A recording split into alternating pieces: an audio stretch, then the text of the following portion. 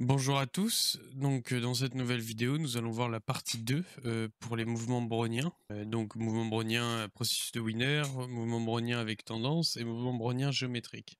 On s'était arrêté à ce graphique-là, donc on simulait justement, grâce à des simulations de Monte-Carlo, nous simulons nos processus, le processus, différentes réalisations du portefeuille composé de ces 4 actions ici. Et on voit que on en a simulé 1 millier. Et 1 millier de réalisations possibles du portefeuille affiché juste là. Donc ici, c'est 1 millier de possibilités de trajet du portefeuille dans le futur. En sachant que le portefeuille commence à 100 euros, 100 dollars, sans n'importe quelle unité de devise. Du coup, ce qu'il faudrait noter en plus, donc sur ce graphique qu'on n'avait pas vu, c'est la log normalité des prix. Les prix sont distribués de façon log normale et non normale. C'est-à-dire que le mouvement brownien géométrique a la propriété de ne jamais dépasser le 0 en fait. Ce qui fait que on a une borne inférieure, mais on n'a pas de borne supérieure. Il peut techniquement, théoriquement, aller jusqu'à l'infini, même si c'est très peu probable. Théoriquement, c'est possible. Donc du coup, c'est ce qui cause cette distribution asymétrique, qui est log normal et qui du coup a des pertes maximales fixes et une borne, on le voit, fixe, mais qui a une asymétrie et on peut gagner beaucoup plus. On peut aller jusqu'à 700 là, par exemple, dans notre cas. Donc oui, faire 700% en 4 ans à peu près, mais le période c'est 4 ans. Mais et perdre seulement, seulement entre guillemets, c'est quand même une grosse perte, mais perdre 50% de notre capital, dans notre cas. Hein, je l'avais vu dans la dernière vidéo, c'est la courbe en vert là, elle arrive à peu près 50. Donc vu que notre capital initial c'est 100, on a fait 50% de perte. Donc voilà, c'est une propriété très intéressante des mouvements browniens géométriques, cette log normalité des prix. De par justement l'asymétrie entre les pertes et les gains qu'on peut voir juste ici. Cette log normalité à noter, deuxième chose, mais qu'on verra de toute façon tout à l'heure, elle apparaît et elle devient beaucoup plus significative, cette asymétrie, quand le temps est long. On peut le voir ici, si on se mettrait là, on regarderait que c'est très proche d'une loi normale. À des horizons courts, la log normalité est négligeable et c'est c'est très symétrique et très proche d'une loi normale. Donc voilà, donc voilà pour la log normalité des prix. La deuxième partie, on va s'intéresser aux intervalles de confiance. On va voir comment on peut tracer et connaître nos intervalles de confiance sur une certaine période de temps. Pour savoir en fait où notre cours pourrait se trouver si on suppose que notre portefeuille ou notre action ou n'importe quoi qui suit un mouvement brownien géométrique sur une certaine période de temps avec un certain degré de confiance. C'est à peu près la même. C'est à peu près similaire, il y a une ressemblance avec la value at risk, mais c'est différent. Car là, c'est un intervalle où le prix peut se trouver, et non une perte max avec un certain degré de certitude. Donc, dans notre cas, on va prendre CDW comme action. On va prendre un degré de confiance de 90%. Donc le mid c'est 50, c'est pour qu'on puisse bien équilibrer entre les deux. 90%, donc une borne supérieure, il faut qu'on divise. Vu qu'on va tracer, nous ce qu'on veut c'est tracer deux bornes, une borne supérieure et une borne inférieure, dans lequel le prix ne peut pas dépasser. Et vu qu'on a deux bornes, il faut qu'on regarde quel degré de confiance pour la borne supérieure et quel degré de confiance pour la borne inférieure, en quelque sorte. Et donc, ces lignes de code servent à ça. Donc ensuite, on veut connaître... on a un horizon de 30 jours, donc on veut savoir dans 30 jours de cotation où le prix pourrait se trouver. Si le processus continue, bien sûr, d'agir de la même manière qu'il a agi dans le futur. On estime à partir des cours passés le mouvement brownien, donc il faut bien sûr que nos estimations soient correctes. Mais si nos estimations sont correctes, que le cours suit bien un mouvement brownien géométrique, on peut avoir des estimations assez fiables. Donc, ici j'initialise ce qui sera nos limites, nos bornes inférieures et nos bornes supérieures, dans lesquelles le prix ne pourra se trouver. en initialisant avec np.0, comme on a ppl le faire précédemment dans d'autres exemples. Ici, WT-low et WT-high, c'est en fait notre statistique. Donc PPF, c'est la loi normale inverse. Et ce qu'on veut, c'est tout simplement avoir donc comme pour la value at risk, avoir notre z-stat ou la statistique justement de notre loi normale, la fonction de la loi normale inverse en fait, pour notre borne supérieure et notre borne inférieure. Pour en fait remplacer WT par ça dans l'équation, tout simplement. Ensuite, on peut initialiser donc le prix initial. Le prix initial, ça sera quoi dans notre cas? Ça va être CDW, le dernier prix de CDW dans notre jeu de données. Donc c'est pour ça qu'on a l'indice -1. Sigma, pour calculer sigma, on prend l'écart type des rentabilités comme vu précédemment. Et mu, on prend la moyenne comme vu précédemment. Ensuite, pour chaque, à partir de notre période, pour chaque, donc la valeur de nos bornes pour le jour 1, et c'est I, c'est ça, c'est l'indice du jour. Donc on commence par 1, enfin par 0, mais le jour plus 1. Hein, là, c'est un indice, donc ça va être 0, mais le 0 correspond au jour plus 1. Donc, quelles sont les bornes pour le jour plus 1? Ensuite, on reprend la boucle. Quelles sont la borne supérieure pour le jour plus 2? On reprend la boucle pour le jour plus 3, etc., etc. Et ensuite, on initialise avec l'équation, en fait, vue précédemment. Hein. C'est la même chose. Sauf qu'ici, WT n'est plus aléatoire. C'est tout simplement la statistique de notre loi normale avec le degré de confiance qu'on a initialisé plus tôt. Donc, une statistique donc, de degré de confiance donc, pour la borne supérieure, où le prix pourra se trouver au maximum et où le prix pourra se trouver au minimum, avec un degré de confiance de 90% de certitude. Et donc on remplace ici np.sqrt, c'est justement pour mettre à l'échelle la volatilité en termes de temps. Comme j'ai dit, on estime mu au début. Mu, c'est normal, c'est plus 1, mais ensuite on veut que mu soit pour 2 jours, puis 3 jours, vu que à chaque fois on met à jour notre valeur dans IST, qui est notre borne supérieure. Donc un jour ça va, hein, sigma va prendre donc la valeur de sigma qu'on a trouvé, vu que ça sera égal à 1, et ça sera égal à 1, et ça sera égal à 1. Donc premier, ça change pas. Et ensuite, i égale à 2, enfin i égale à 1, mais plus 1, donc i égale à 2, vu que c'est le deuxième jour, hop, il faut mettre à jour mu et sigma, vu qu'on le veut pour le deuxième jour, puis le troisième, puis le quatrième, etc. etc. Et c'est pour ça qu'on a, ici, ça sert à mettre à l'échelle de temps nos paramètres mu et sigma. Donc une fois qu'on a initialisé nos bornes high et low, donc je passe en général les codes pour les graphiques. Dites-moi si vous voulez que je m'attarde dessus. Mais ici, tout simplement, ce qu'on fait, c'est qu'on affiche le cours, les dernières périodes de notre jeu de données jusqu'à arriver ici. Et ensuite, on affiche où le prix pourrait se situer dans le futur, avec un degré de certitude de 90%. Voilà. Donc, on peut à peu près, dans 30 jours, il pourra au max dépasser les 240, au mieux, sachant qu'il est à peu près à 210, 205 aujourd'hui.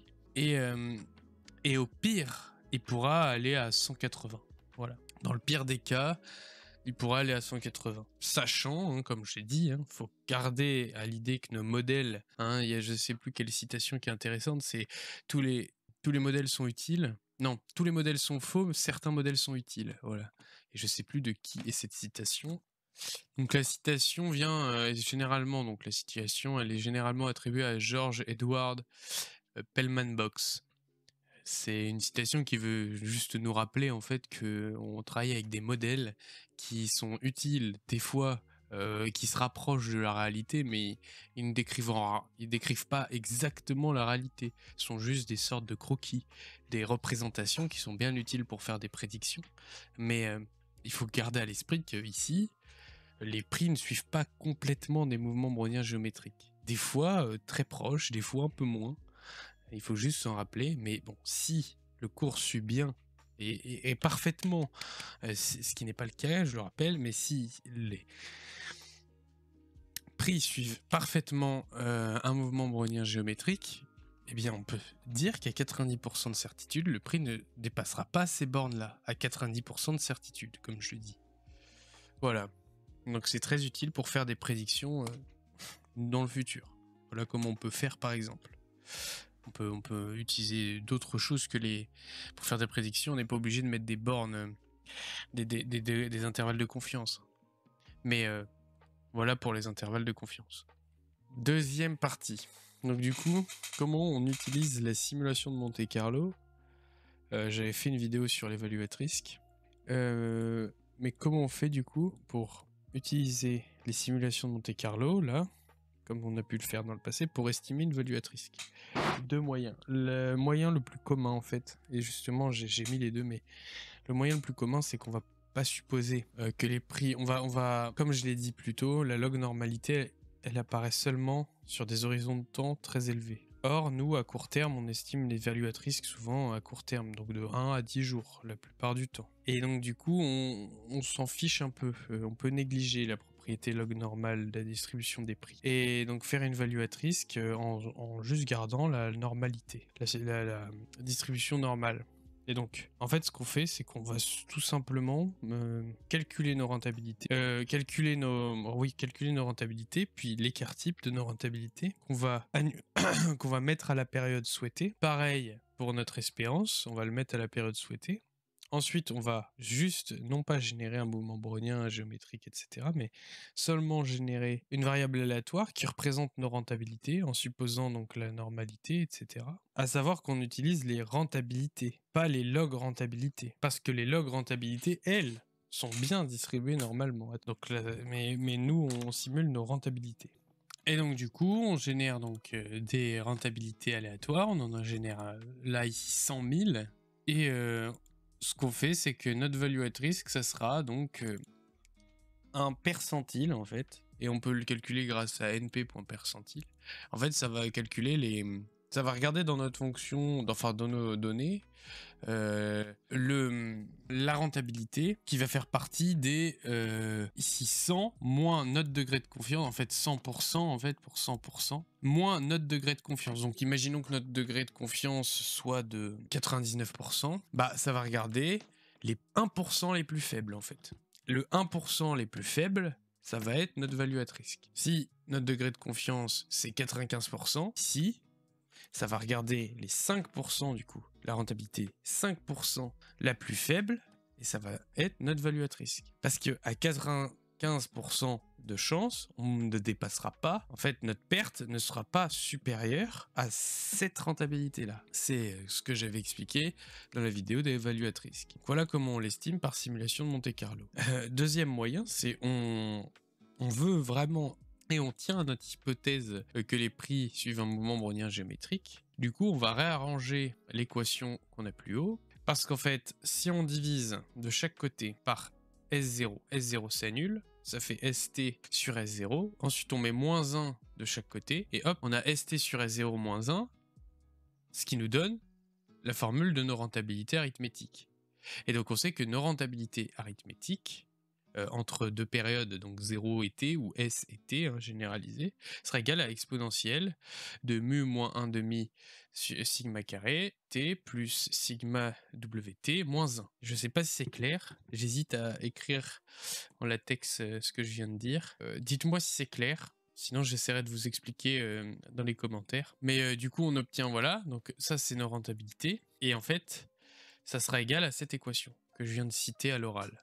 Et après, donc en fait, c'est pareil. On remplace WT par une variable normale centrée réduite. Sigma a bien été mis à la bonne période. Mu, pareil. Et donc, du coup, c'est tout simple. On a juste à simuler 100 000 exemplaires. Et après, c'est exactement la même logique. On prend le percentile ici et on retourne la var. Qu'est-ce que donnent ces résultats? On va regarder pour des valeurs de valuatrice classiques. Prenons sur une journée. Donc on veut estimer la valuatrice sur une journée. Alors oui, malheureusement, il va falloir que je réimporte tous les paquets. Si on simule sur Bon, attendez, on va tout réimporter. Voilà. Donc, on a tout réimporté. C'est parfait. Donc, on voit que sur du 1 jour, bah, la value at risk entre les deux, c'est exactement la même chose presque. On peut risquer, donc à 99%, on sait qu'on ne dépassera pas 4%.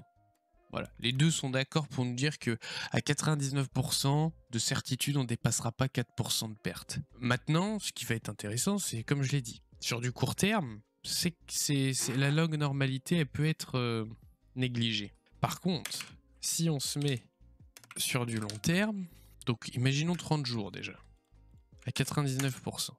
Là, on commence à avoir un écart important quand même.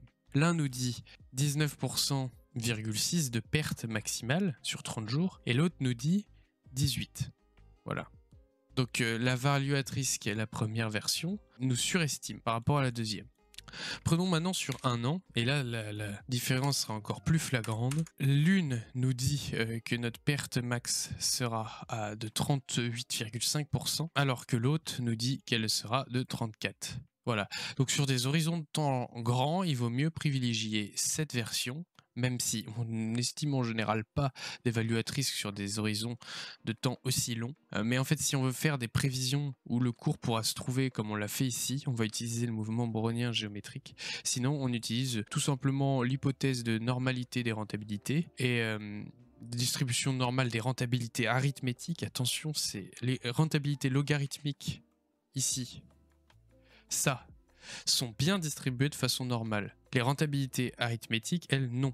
Elles ne sont pas distribuées de façon normale. Et donc du coup, ouais, sur du court terme, on utilise cette version. Sur du long terme, cette version. Sur du long terme, on va regarder les bornes, par exemple, les intervalles de confiance, regarder où le cours pourrait se trouver avec un certain degré de confiance. Sur du court terme, on utilise la value at risk classique, par exemple 99% à 1 jour, 95% à 10 jours, et on va utiliser la simulation de Monte-Carlo en supposant la distribution normale des rentabilités arithmétiques, et c'est tout. Voilà, donc voilà, ça sera tout pour cette vidéo, cette courte série de 2 parties sur les mouvements browniens. C'est pas fini, parce que je vais faire d'autres vidéos dessus, on va les utiliser beaucoup. Je vais faire des vidéos sur la valorisation des options exotiques, où on est obligé d'utiliser enfin quasiment obligé. Si, ça dépend en fait, ça dépend quel type d'option, mais pour beaucoup d'options exotiques, on est obligé d'utiliser des simulations de Monte-Carlo pour pouvoir valoriser ces produits financiers. Je vais faire des parties, il y a un autre type et une extension du mouvement brownien encore une fois, et encore plus intéressant, qui n'est plus un processus markovien et qui est le mouvement brownien fractionnaire et sa version mouvement brownien fractionnaire géométrique. Je vais faire des vidéos dessus, mais d'abord il faudra avoir pas mal de concepts comme l'exposant de Hurst principalement, les autocorrélations, etc. pour bien comprendre ce processus.